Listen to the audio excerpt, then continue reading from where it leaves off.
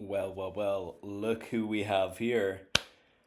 Let's do the Monopoly diagram. I know that the Monopoly diagram is something that's mildly complicated, and so I thought I'd do it here so that instead of feeling rushed during one of our tutoring sessions, you can just watch it. You can just watch how I do it, and I'll try to make it look nice. I'm using Adobe Illustrator. You don't have to do this. You could always use like, you know, a little. It's a reminder to get floss. You could always, do a little diagram on a piece of paper with a pen. God forbid. Anyway, or you could use Microsoft Paint or whatever. Gonna start with my axes. Always remember. I don't know why I have to tell you guys this. Price. Make sure it's Helvetica too, right? Price and quantity. It's called mind your P's and Q's. Why is that so hard?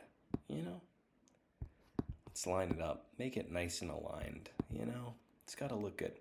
Now, on the Monopoly diagram, a monopoly is a single seller, right? So in a market structure, this monopoly has barriers of entry. All monopolies have a barrier of entry. It stops competitors from coming into the market and pushing prices down. So given that we don't have the flat facing price equals marginal revenue equals demand equals average revenue, Mr. DARP, we don't have that like we do in perfect competition. In the Monopoly diagram, we have a downward sloping demand curve. We face the whole market. The firm faces the whole market. Let me just improve the stroke. There, that looks good. And we'll call that our average revenue, which is equal to our demand curve, okay? And it's also equal to price, so we could put in price too, right? Because it's at each quantity, it is that specific price, right? So we can put that in. I guess there's like the idea of like Mr. This is so stupid. I don't know how to memorize things, so I need to put them in a. I need to make a word, Mr. Dopp. That's how I memorize stuff. That's so dumb. Just remember, it's average revenue, it's demand, it's price. Okay. Now, marginal revenue would be the same thing if you had a flat curve like in perfect competition, but we won't do that today. The difference is in the Monopoly diagram, you have a even more steeply sloping marginal revenue curve. That's going to look something like this. Okay. And I guess it's not perfectly aligned, but we'll make it. Let me try to keep this stuff of a similar line consistency. Okay. All right, so that's the beginning of it. By the way, there's a long mathematical proof as to why that is downward sloping. I could show that in maybe a different video. You can show it also like what's his name? Dal Plus. Not like all Indians are the exact same. But the Dal Plus guy, he's able to do this where it's shown mathematically. I could show it to you visually, which is it's the change in the total revenue, but that might take some time. All right. Next thing, our marginal cost curve. So our marginal cost curve is going to look like this. By the way, if I'm going too slow, it's called double speed, right? You don't have to listen to me yibber and yabber the whole time. You can just, click 2 times. Okay, so then I'm going to make this one transparent. Boom. Okay, that looks good. We're going to call this our marginal cost curve, which is what it is, right? And our marginal cost curve slopes upwards. There's a little kind of swoosh at the beginning because of economies of scale, but there's that little dip at the very beginning, but then the entropy picks up and costs continuously rise. Now there's a whole bunch of explanation as to why that is, but I'm just going over the diagram. Key thing is, in a monopoly, as in all firms profit maximize, we assume. In neoclassical standard economics, we assume that firms profit maximize where marginal revenue equals marginal cost. So where is that? Is that here? Is it where X marks the spot? Kinda.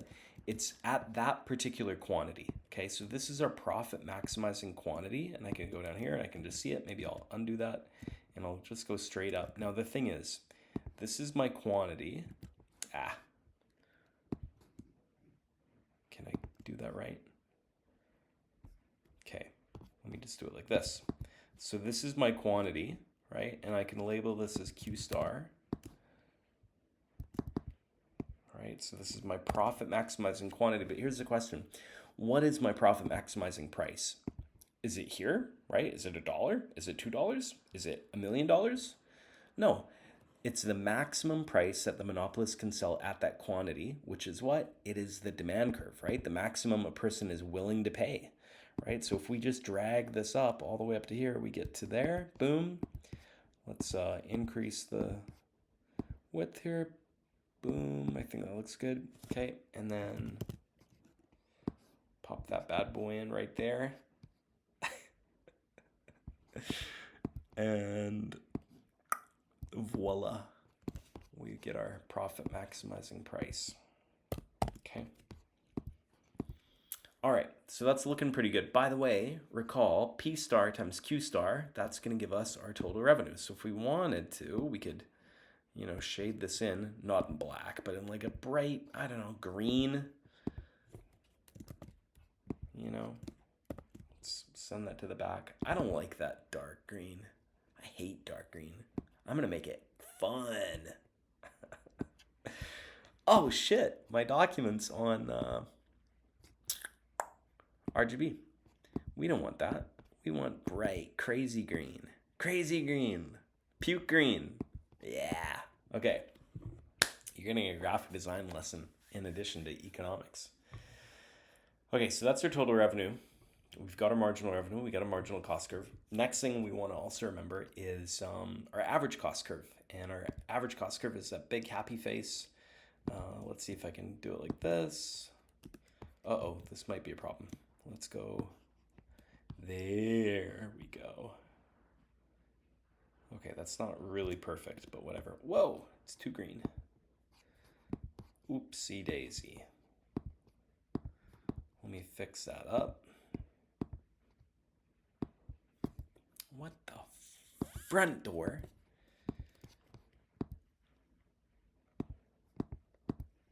Now it's too thick.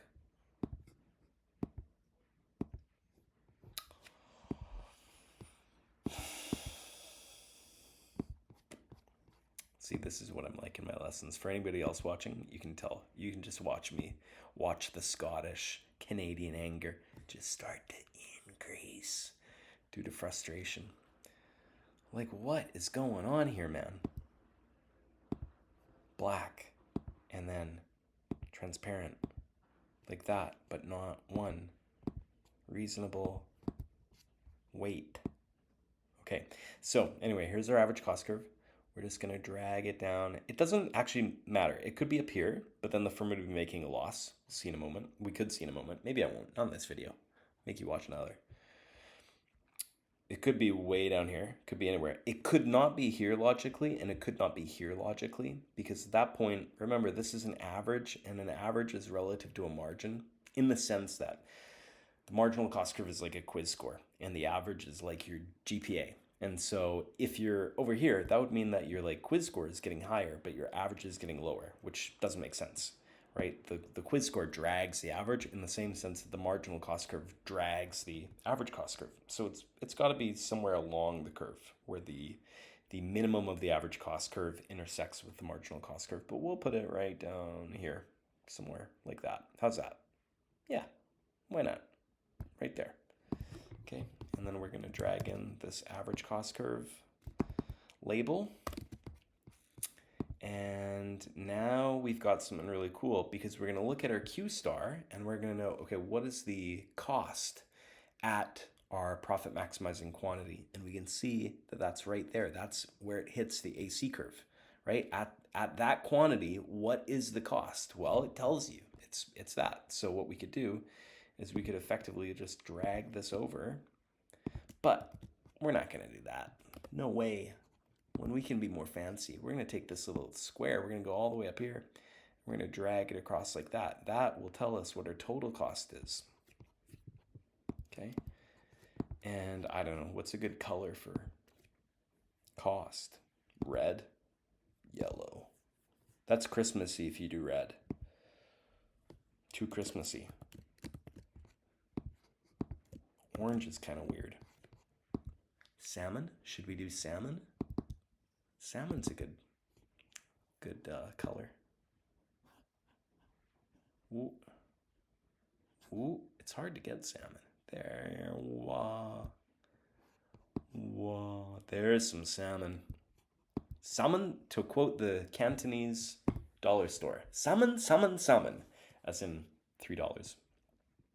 Okay, anyway, we actually don't care too much about this, but because for the accounting nerds out there, you might be able to see, okay, I've got my total revenue, which is the big green box. I've got my total cost, which is the big red box. Well, what's total profit? It's very simple. It's the green box minus the red box. And so let's knock that out. In fact, I could do this kind of manually to make it easy. Right? So the green box minus the red box. Boom. Okay, so that green box, that's known by a more formal name, which is economic profit, or sometimes referred to as supernormal profit or abnormal profit, depending on whatever curriculum you're following. But I like abnormal because it's kind of weird and spooky. Abnormal, like a zombie. Okay, so now just a few notes on the monopoly diagram to think about some theory. So because there's a downward sloping demand curve, the firm profit maximizes not at a price that's given by the market, but at a price that's set by the monopolist, right? They get to pick whichever price works for them. So they're going to pick where marginal revenue equals marginal cost. And at that quantity, there's a specific price, right? So there's a profit maximizing price. And by the way, if we wanted to be really fancy, we could say like this is our average cost, right, at that quantity. But then you got to get aligned. That doesn't look good. And let's add a stroke here. Make it look nice. You know, maybe one more. Boom, little higher weight. Okay. And there's economic profit. In the perfect competition model, profit gets wiped away. But in monopoly, because you've got some barrier of entry, whether you've got secret information, you've got a patent, you've got a license, you've got startup costs, whatever it is, you're able to cut out the competition, which allows you to earn these profits, right? Final thing, if you recall in microeconomics and in like the year one stuff or in like just foundational microeconomics, there's this concept of allocative efficiency. Allocative efficiency is where happiness is maximized, where total utility is maximized. It's also where supply equals demand, or where the market is in a traditional equilibrium, where market's clear, right? That's where the supply equals the demand. But we don't have that here. We have the demand curve, right? We have the marginal cost curve, which is the supply curve for an individual firm.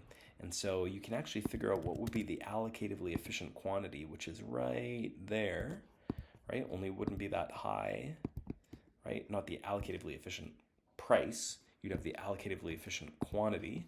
And so let's just move that over here and we'll call this QAE, just to show you that I know how to do the I don't know how to do the subscript button. I think it's this one. Boom. Pride before the fall. Imagine if I was like, I'm going to show you how to do the subscript button. And then I clicked it and it didn't pop up. That would be very embarrassing. Let me tell you. And yeah, sure, we can give it a allocatively efficient price here too. Not that that really matters. But you might see something which is interesting. Given the fact that the total utility would be maximized at QAE, and since you're only producing at Q star, there's like all of this utility or all of this surplus that would be somewhere in here. Let's see if I can do this. Oh, no, I really screwed myself up. Oh, no. Oh, look at this is a modern art masterpiece. It's so ugly, which is what I'm trying to say. And let's make it gray. Oh, shoot. Because you see this? You get this because that curve's on a bend. It's a lot to juggle between economics and geometry and graphic design. You know, it's almost as if you need a tutor to, work all this stuff out. Anyway, so that gray triangle rather, is our deadweight loss, meaning that monopolies from a societal standpoint are allocatively inefficient.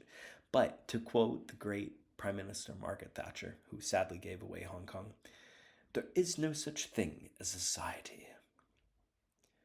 All right, that's it.